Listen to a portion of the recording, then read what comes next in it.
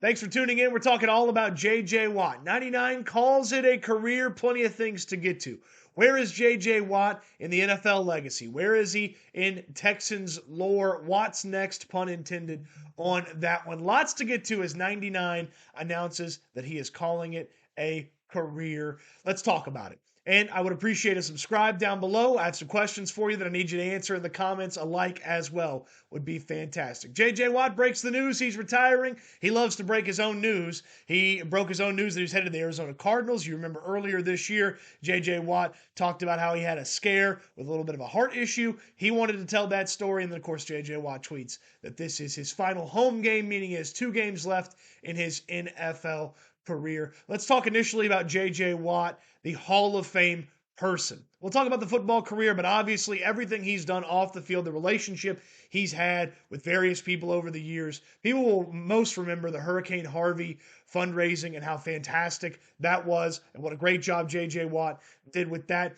That is a legendary moment in athlete-city interaction that will go down as one of the most impressive interactions of an athlete and a city. But Watt has done so much more, so many other small things, from the creation of the shoes and how many shoes he's given away in his time to the way that he's helped families. There was very early on in his career, a family had a horrible tragedy where they lost, I believe, the parents, and he ended up becoming friendly with that family and those kids. And there's so many things that you probably never even hear about from Watt and what he's done. He's been a very generous person, a Hall of Fame person off the field, and let's talk about the Hall of Fame career on the field. My goodness, what a career. He's going to finish as one of the 30 highest sack totals, official sack totals in NFL history. I think he's probably going to end up in the next couple of years still in the 30s, not quite where he is right now, which is 26. He's a 3-time Defensive Player of the Year, all the All-Pros, all the Pro Bowls that you could think about with J.J. Watt. Just a fantastic career, and it almost didn't happen in Houston. If you remember some of the stories that have come out recently in the past couple of years, Rick Smith thought that he had a trade in place for Patrick Peterson and was going to trade up for the Cardinals cornerback, who ultimately went, I believe, 5th overall in that draft. Rick Smith thought he had a draft day trade agreed to. Patrick Peterson ends up going there. And then there was a lot of thought as the draft was developing that Aldon Smith was going to be the selection by the Houston Texans. Now, Aldon Smith was fantastic right away. J.J. Watt, it took until later in the rookie year for him to really showcase what he was. Aldon Smith obviously didn't have anywhere near the totality of the career that J.J. Watt had, but was a very good player early on. Aldon Smith goes off the board to the 49ers, and then I believe most people in Houston, and look, guilty, myself included, Nick Fairley was the hopeful selection, the interior defensive lineman from Auburn and what he had done at Auburn. That was the hopeful selection. Lore has it, Wade Phillips stood on the table for J.J. Watt. He ends up in Houston with the selection that the Texans had. And then the next thing you know, a few months later, in the playoffs, J.J. Watt is rumbling down the field for an interception touchdown in the playoffs for the Houston Texans. My goodness, this organization is probably nowhere without J.J. Watt. Yes, there would have been a medium bit of success here or there, but J.J. Watt has a Hall of Fame career in total part because of what he was able to accomplish in Houston, and the Houston Texans had a shred of relevancy while Watt was here. He's one of the best players in the NFL when he played for the Texans. He should have won the MVP award in 2014. He was better than Aaron Rodgers that year. He was more valuable than Aaron Rodgers that year. That was my first year covering the Texans, and I remember thinking over the course of the season, and certainly at the end of the year, the conversation with his teammates, Watt's got a chance to win this MVP award. J.J. Watt's going to win the MVP award. He ultimately didn't win the MVP award, but I believe he should have been the MVP that season. Injuries sort of robbed him a couple of years. There were the back injuries. There was the leg injury. He tore his tricep one year, missed a portion of the year, but was able to come back for the playoffs. And Watt was always battling something. If you remember very early on in his career, that led to him kind of having that Terminator arm brace. He hurt his arm. And then that led to a iconic look from J.J. Watt with that I think it's actually a knee brace. I think for a while it was a knee brace that he wore on his elbow. I think ultimately he ended up with a custom-made elbow brace. But I think the legends, the lore is that it was a knee brace because his arms were so big. But a fantastic player, a surefire Hall of Famer. It won't be hard to figure out how to put J.J. Watt in the Hall of Fame. He'll be a first ballot Hall of Famer as well. That's certainly my hope for him. get the gold jacket fitted, get it ready. J.J. Watt's going in. The only thing we need to know is who's going to introduce J.J. Watt at the Hall of Fame, who's going to do his introduction, but start fitting him for the gold jacket for Canton right now. He's a Hall of Fame person on the field, he's a Hall of Fame person off the field, and he's the best Texans player to ever play for this organization. Don't you think? If there's anybody that you believe is anywhere close, put them in the comments. I'll listen to Andre Johnson, and Andre is likely going to end up as the first Hall of Famer from the Houston Texans. J.J. Watt will follow him soon thereafter, but he's the best player to ever play in this franchise's history, and it's going to be a very long time before anybody gets anywhere close to J.J. Watt over the course of their careers. Andre's got certainly an argument. If DeAndre Hopkins had never left the Texans, maybe he would have a conversation about that. Arian Foster, if his career was a bit longer, maybe he has a conversation for being the best Texan. But J.J. Watt is fantastic. He was the best player at his position for a stretch of the time. I don't know that Andre was always the best player at wide receiver or ever spent time as the best wide receiver when he was playing.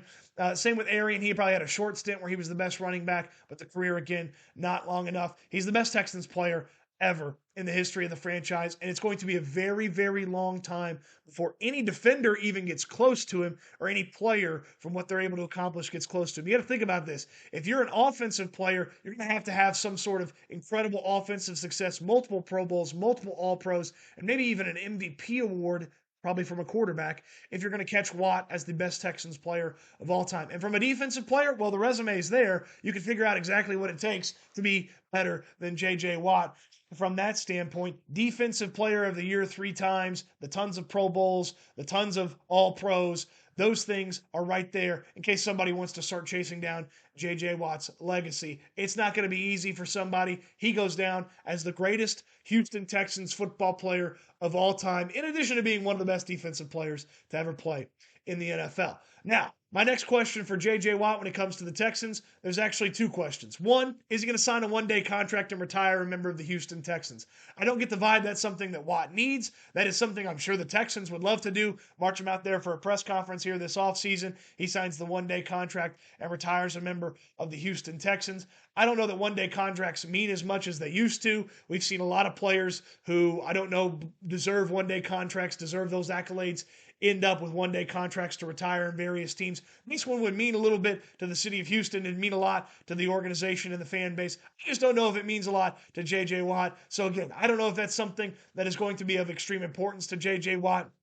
But if he'd like to, I sure would like to see 99 sign that one-day contract, hold up that jersey one more time, answer some questions, talk about how much he loves the city of Houston and loves the Texans fans. I sure would love to see it. What do you think? Put down in the comments below. Should Watt sign a one-day contract? Would you even care if he signed a one-day contract? The next question about J.J. Watt and the Texans is, when does he go into the Ring of Honor? If Watt's done, if the playing career is indeed over, and he's not even considering or thinking about a comeback. Tom Brady can do it. It kind of gives me everybody skittish if the retirements are going to stick. But if he is indeed done, J.J. Watt should go into the Ring of Honor. He should be the next player to go into the Ring of Honor for the Texans. And I can make a very sound and solid argument that in 2023, that should be the induction time. Have him out there. He gets to walk out there with the kid, with the wife. They put the red jacket on him. You have maybe Andre Johnson put the jacket on him as the only other living member of the Texans Ring of Honor. That would be a fantastic moment and a fantastic situation for the Texans. If they want to wait a year, if Watt wants to wait a year, if the Texans want to wait till there's going to be more fans in the stands, more positive mojo for this organization, I certainly would understand. But the Ring of Honor is where J.J. Watt is going to find himself. And I'd go as far as to say no more 99s on the Houston Texans. And I don't know that there's really been another 99, but we've seen 23s, we've seen 80s. No more 99s, okay? No more 99s in Texans history. So I would hope that we never see a 99, even in a training camp capacity, even in this capacity. That I hope we never see a 99 ever again in a Texans jersey. Watt on the Ring of Honor, in the Ring of Honor, put his name up on the sideline, on the side of the stadium and do it in 2023 if you'd like. If he wants to wait, if the organization wants to wait 2024, 2025, certainly could be a conversation piece. There's a couple of other names that I suppose would be Ring of Honor guys. I think Jonathan Joseph certainly has a conversation point. The organization loves Brian Cushing. I would think he has a conversation to maybe be in the Ring of Honor sometime. It would be very nice. I know this is a young organization with a young history. It would be very nice if the Ring of Honor for this organization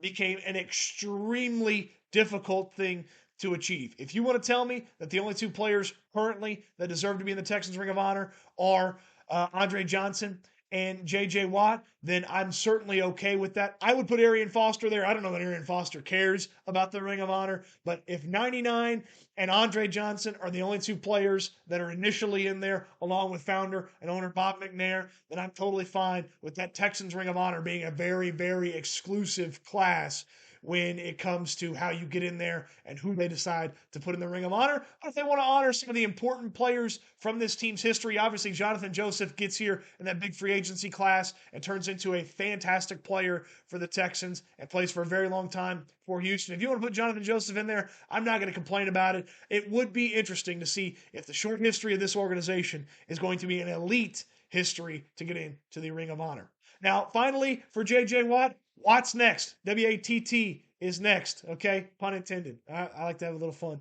with the puns. I like to think I'm pretty punny. That probably wasn't funny, but it was punny. All right, enough with the puns. Watt's next for J.J. Watt. If he wants to do TV, I'd love to see J.J. Watt do TV. I would think from a color analyst standpoint, that's not really something that I would want to see Watt do. His personality and his opinions and the way he's talked about football over the years, I could see that be very interesting in a TV setting. Maybe it's on one of the TV shows like NFL Live. Maybe it's on a pregame show.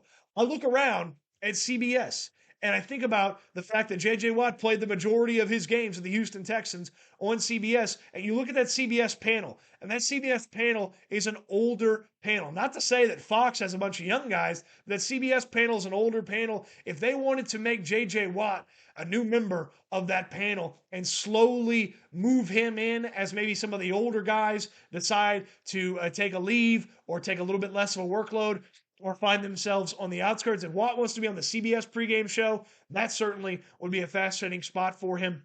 I would think ESPN comes knocking and comes calling to see if indeed he wants to be on, say, NFL Live or NFL Countdown, things of that nature. So if Watt wants some television opportunities, I would think that those are going to be there. And with a TV opportunity, say, a pregame show at CBS or a pregame show at Fox or a pregame show at ESPN, the commitment is a tiny time commitment. It's not like you're a color analyst where you're traveling all around the country and you're going to a bunch of different games every week and you got to get in a couple days ahead of the game and maybe it's till the next day when you get out. I just don't know. When you see the family importance that Watt has placed and you see how important it is for him to be around his daughter, and I'm assuming there's going to be more children on the way for the Watt family, I would think that the color analyst role, being on TV each week broadcasting a game, probably not as attractive as that 1 or 2 day commitment to get up there to a pregame show, knock that out, either from a Fox standpoint, a CBS standpoint, or even an ESPN standpoint. Maybe some irregular appearances on NFL Live, something like that. NFL Network, probably not out of the question either. Watt has TV opportunities if he wants to take them. I got a hunch it's going to be a while before you see J.J. Watt pick something up. Maybe it's a year. Maybe it takes some time. And, man, it's hard for me to think that retirement is indeed final for this guy. But if it is indeed final, TV opportunities certainly going to be there from a sports landscape. He obviously has experience hosting a game show. He and his brothers had the tag show. So maybe there's a game show component for J.J. Watt. He pops up in that way.